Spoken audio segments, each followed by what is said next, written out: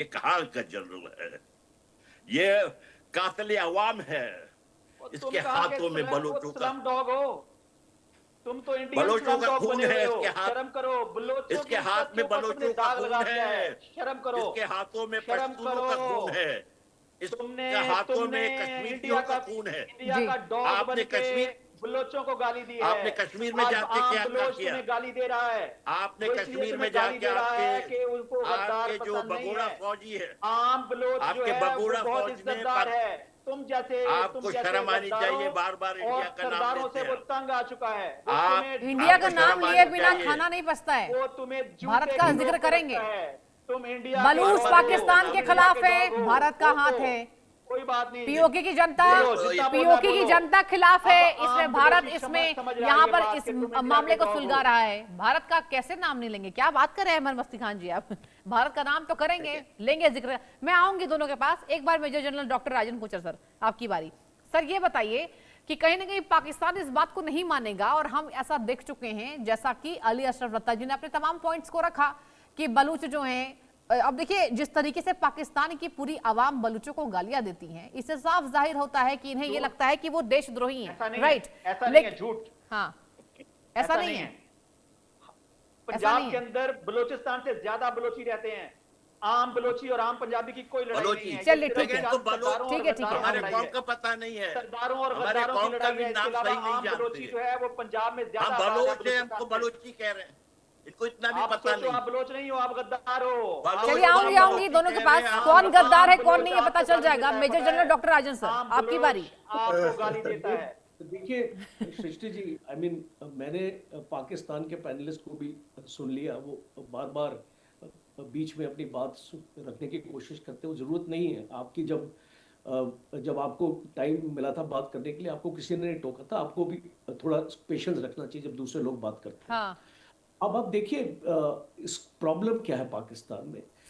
Problem को अगर आप एक्सेप्ट नहीं करेंगे तो उस प्रॉब्लम को आप सॉल्व कैसे करेंगे? ये सबसे एक बेसिक आपकी चीज है। जी, कोई भी अगर मैनेजमेंट में भी अगर आप इसको पढ़ते हो, और एक प्रिंसिपल है इस मैनेजमेंट का कि अगर कहीं पर भी प्रॉब्लम है, उस प्रॉब्लम को अगर आप उसको एक्सेप्ट करेंगे तो उसके बाद ही उस प्रॉब्लम का समाधान हो सकता है। जब आप एक प्रॉब्लम को एक्सेप्ट करने के लिए ही नहीं तैयार हैं, तो आप इसको मुझे बताइए। आप पाकिस्तान में रहते हो, पिछले 10 साल में क्या आपने एनालाइज किया है कि बलूचिस्तान कहां से कहां पहुंच गया?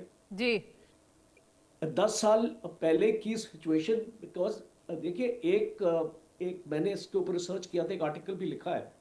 जो ये प्रोग्रेशन हुआ है बलूचिस्तान में, जिस तरीके से आज ये आपके कंट्रोल से बाहर चला गया है, और आपको एक वहां पे ऑपरेशन लॉन्च करना पड़ा आपकी आर्मी को। और आप इसको अपनी जनरल मुनीर से पूछिए, रद्दुल फतना क्या है। और ये ऑपरेशन आपको अपने लोगों के अगेंस्ट आपने इसको लॉन्च किया है, इसको बलूचिस्तान में। तो ये भी अगर आपको जानकारी इसको नहीं है, और अगर इसको मैं आपको जानकारी दे रहा हूं, तो इट्स वेरी अनफॉर्चुनेट। बिकॉज ये जानकारी आपको होनी चाहिए कि आप अपने इसको लोगों के अगेंस्ट ऑपरेशन कर रहे हैं। और ये जो इंसर्जेंसी है, देखिए आज बीएलए को ताकत जो उसको मिली है, तहरीक तालिबान पाकिस्तान से मिली है। आज अगर आप उस एरिया का अच्छी तरीके से अगर आप उसको संज्ञान ले, तो आप देखेंगे कि बीएलए और टीटीपी दोनों मिल गए हैं। और इसीलिए जो एक ताकत एक मूवमेंट को एक्चुअली चाहिए, जो शायद बीएलए के पास पहले नहीं थी, आज वो उसको ताकत उसको मिली है। इसीलिए आज वो पाकिस्तान आर्मी का मुकाबला कर रहा है। बिल्कुल। जो अनफोर्स्ड डिसअपीयरेंसेस हुई है, यहाँ पे अहमद साहब है, उनको एक्चुअली पता है। और मैंने अहमद साहब के साथ बहुत प्रोग्राम किए, हाँ, और इसके ऊपर हमने इसको डिस्कस किया है। जो एक आपने कानून लेके आए हैं इस बलूचिस्तान में कि आप एक बंदे को अरेस्ट कर सकते हैं, और उसका आपको एफआईआर भी नहीं चाहिए, उसकी आपको चार्जशीट भी चाहिए। ऐसा कौन सा कानून होता है डेमोक्रेसी में? और ये कानून लागू है आज की डेट में बलूचिस्तान में जब आपके सिचुएशन या आपके एरिया में इतनी ज्यादा आपकी डिस्टरबेंस है, और अभी तो मैं खैबर पख्तूनख्वा की तो बात ही नहीं कर रहा हूं, पीओके की तो मैं बात ही कर रहा हूं। जिस तरीके से आपकी कोलिशन गवर्नमेंट, एक मैं आपको इंटरेस्टिंग पॉइंट बताता हूं, आपकी कोलिशन गवर्नमेंट है, आपकी जो आपकी पीपीपी और आपकी जो इसको नवाज शरीफ की जो पार्टी है, दोनों का कोलिशन है और वो गवर्नमेंट को चला रहे हैं जी। पीओके में क्या हो रहा है, पीओके में दोनों लड़ रहे हैं, और इसको पीपीपी ने आपके सुप्रीम कोर्ट का दरवाजा खटकाया है, इसको बोलते हुए कि ये जो इलेक्शन हुआ है कश्मीर में पीओके में, ये इलेक्शन रिग्ड है।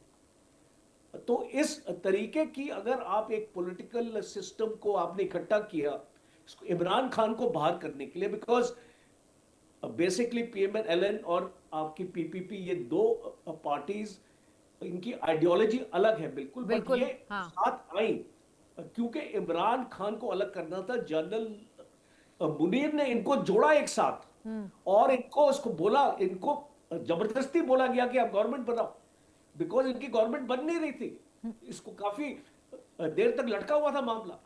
तो ये अगर आपकी सियासत है पाकिस्तान में, जिस तरीके से आप लोग एक बोलते तो है आप एक डेमोक्रेसी है, आपके इलेक्शंस होते हैं, हमने अभी देख लिए पीओके में क्या इलेक्शंस हुए जी, और किस तरीके से इलेक्शन को पोस्टपोन करना पड़ा, डेट्स अनाउंस करने के बावजूद भी आप अपना पीओके में उन डेट्स में इलेक्शन नहीं कर पाए।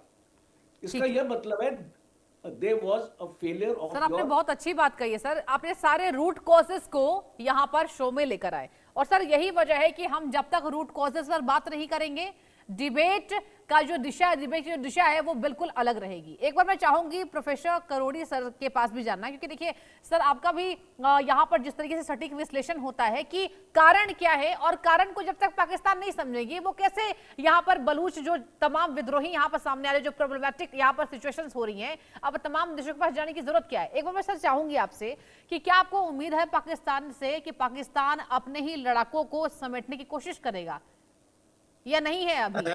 हाँ देखिए, इसके लिए जनरल साहब ने बहुत इंपॉर्टेंट बात कही है Exactly. कि अगर आप किसी प्रॉब्लम को सॉल्व करना चाहते हैं तो पहले उसको रिकॉग्नाइज कीजिए। अगर आप डिनाइल मोड पे हैं कि प्रॉब्लम है नहीं, तो आप उसको कभी सॉल्व नहीं कर सकते। Exactly. अशरफ भाई ने कहा कि देखिए बीएलए को टेररिस्ट ऑर्गेनाइजेशन डिक्लेयर कर रखा है, अमेरिका ने डिक्लेयर किया, लेकिन संयुक्त राष्ट्र संघ की सुरक्षा परिषद में क्या हुआ, अमेरिका और ब्रिटेन और यूरोपियन देशों ने ही वीटो किया वहां, तो उसको टेररिस्ट ऑर्गेनाइजेशन मानने के लिए तैयार नहीं है। तो दूसरे देश भी जो प्रभावशाली हैं वो मान के चलते हैं कि कोई जेन्युइन प्रॉब्लम है बलूचिस्तान में, इसीलिए उन्होंने संयुक्त राष्ट्र संघ में पास नहीं होने दिया। दूसरा यह है कि अशरफ भाई साहब ने बार बार ये कहा कि इंडिया देखिए, आप जब भी हुक्मरान हर देश के ये करते हैं, केवल पाकिस्तान में नहीं, जब भी उनके सामने कोई समस्या होती है वो रिजोल्व नहीं कर सकते, और वो ज्यादा एग्रीवेट होती है तो वो किसी न किसी पे ब्लेम फिक्स करते हैं अपने आवाम को ये बताने के लिए कि हमारे यहाँ कोई करोड़ी सर माफी चाहूंगी, आपको मैं बीच में ही टोक रही हूँ, और आप दोनों से भी माफी कि मैं दोबारा से आ नहीं पाई, समय मुझे इतने की इजाजत दे रहा है। आप चारों खास मेहमानों का